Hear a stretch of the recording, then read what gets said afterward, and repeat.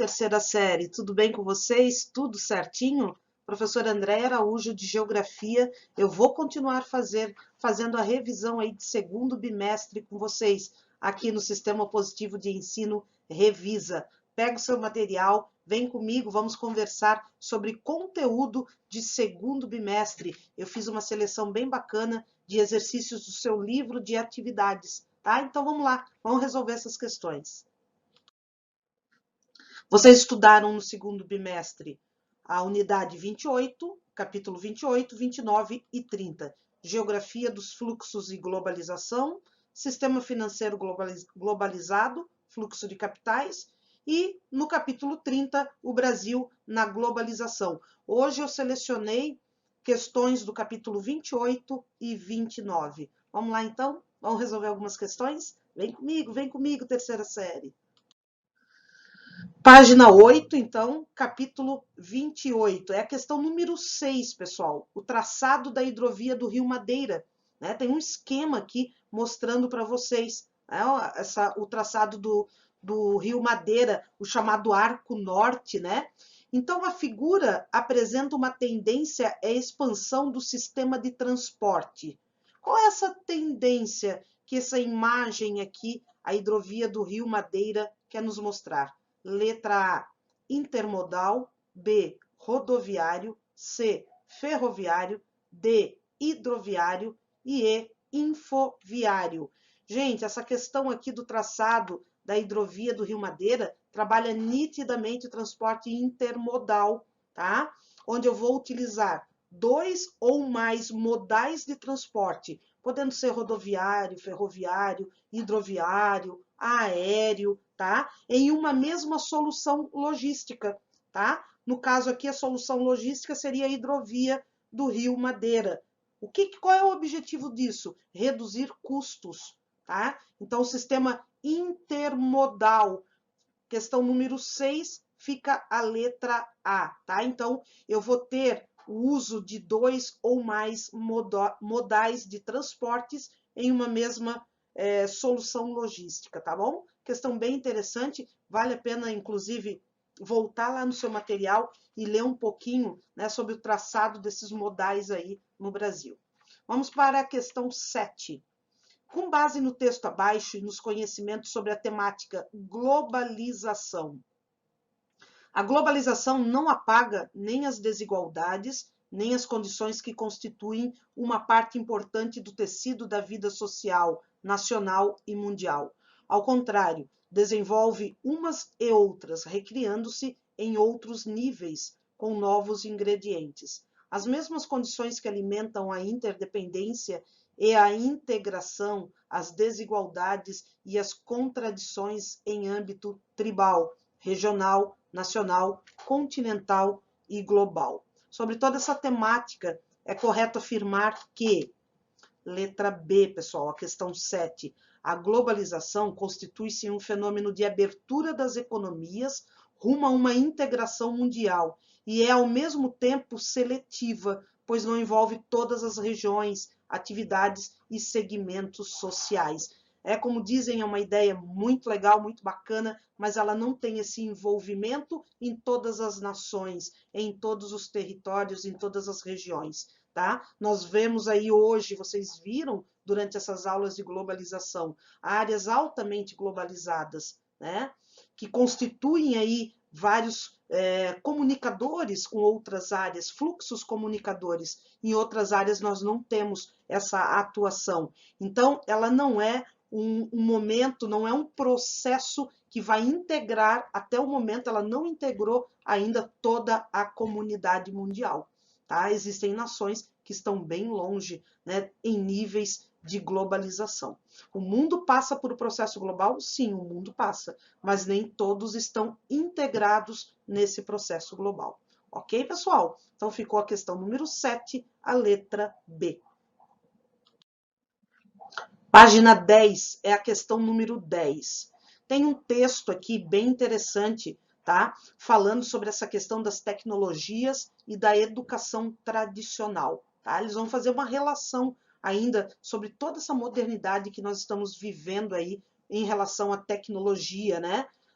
toda essa parafernália, como diz o texto aqui, digital global. E ele coloca essa questão da educação, né, da cultura tradicional, da educação mais tradicional.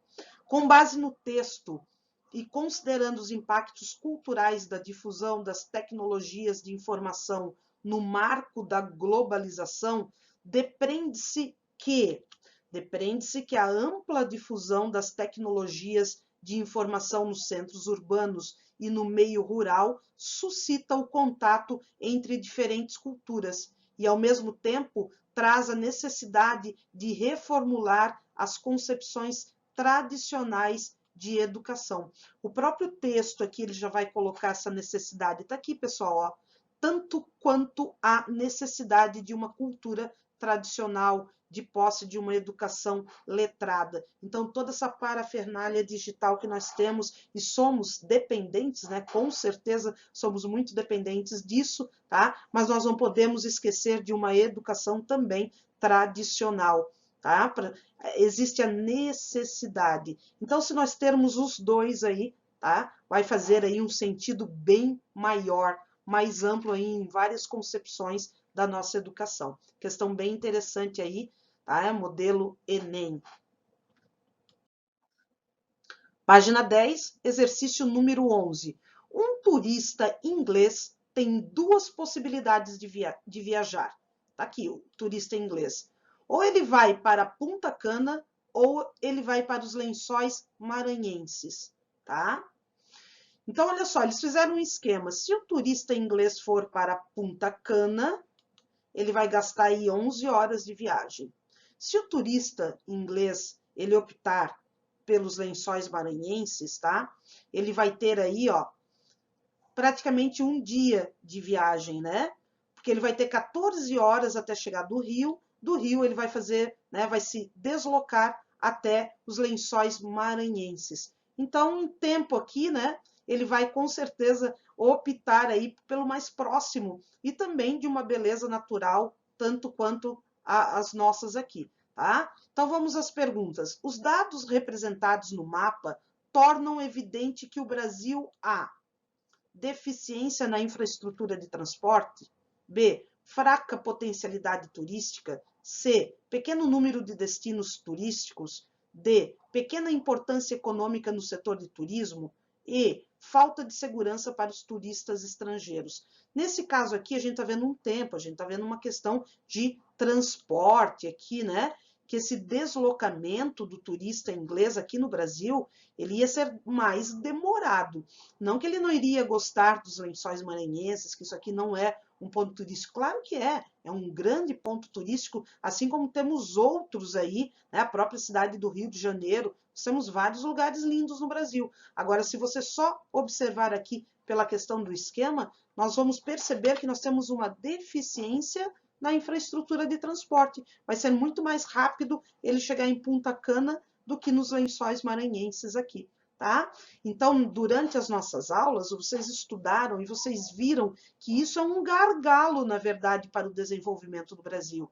Esse sistema de infraestrutura de transporte, tá? Nós temos vários problemas em várias regiões. Nós teríamos que ter uma ligação mais ampla em todas as regiões, né, de norte a sul, de leste a oeste no Brasil. E nós somos deficitários ainda nessa questão de infraestrutura de transporte, tá bom? Então fica a questão 11, a letra A.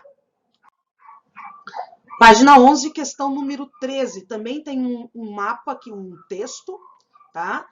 Onde ele fala que explorar a Europa de trem é a maneira mais fácil de viajar sem problemas, de centro a centro das cidades.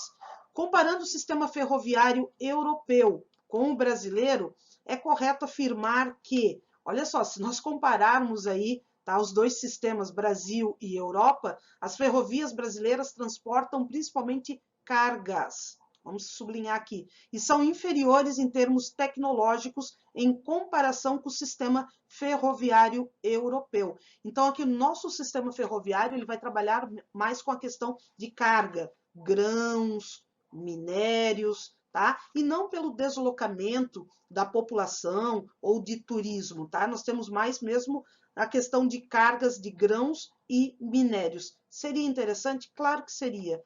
tá? Bem interessante também se nós tivéssemos esse deslocamento para áreas urbanas, para áreas de turismo, mas aqui no Brasil é mais para cargas. Questão 13, então, fica a letra D. Página 19, exercício número 6. Os organismos internacionais de financiamento atuam ultrapassando as fronteiras do território do Estado-nação. Sobre as organizações internacionais financeiras, é correto afirmar, pessoal, que os recursos financeiros do FMI, Fundo Monetário Internacional, provêm das contribuições dos Estados-membros. O montante da participação define o peso de cada país nas decisões. Isso significa que o grupo de países mais ricos do mundo tem o controle absoluto do fundo e de seus recursos e os aloca somente aos países que lhes interessam. É uma pequena até crítica aqui ao sistema do FMI. Lembrando, pessoal, que o FMI foi uma instituição, uma organização internacional criada em 1944, lá na Conferência de Bretton Woods, onde eles definiram que a criação do Fundo Monetário Internacional seria para uma reconstrução do sistema monetário internacional, uma ajuda no pós-Segunda Guerra Mundial, onde existia essa necessidade dessa reconstrução do sistema monetário, tá? Que foi aí prejudicado pelo sistema da Segunda Guerra Mundial. Lembrando que eles trabalham por sistemas de cotas, vocês devem ter estudado isso, tá? Hoje, cerca de 188 países são membros aí do FMI, tá bom? Questão bem interessante. Questão número 6, então, fica a letra D. Vamos para mais uma questão, terceira série. Vamos lá, vem comigo. Página 18, capítulo 29. No mundo globalizado, os fluxos de capital revelam atuações internacionais e reforçam o processo de interdependência das economias. Os investimentos de capitais em forma de títulos públicos ou ações negociadas em bolsas de valores que evidenciam o surgimento de cidades globais são chamados do quê? De investimentos financeiros. É o que move hoje, né, grande parte dessas chamadas cidades globais, tá? Onde eu tenho uma concentração de grandes bancos, de organizações internacionais, de bolsas de valores, tá? Onde eu tenho a negociação de um grande fluxo de dinheiro no mundo, tá? Então, são os investimentos financeiros. Pessoal, eu indico, então, vocês voltarem, fazerem uma boa leitura desses capítulos que nós trouxemos essas questões aí para vocês, tá? Façam anotações no caderno, são importantes, muitos vestibulares, Enem, eles cobram esse tipo de questão, onde falam bastante de globalização, ok? Muito obrigada pela tua atenção e até a próxima aula.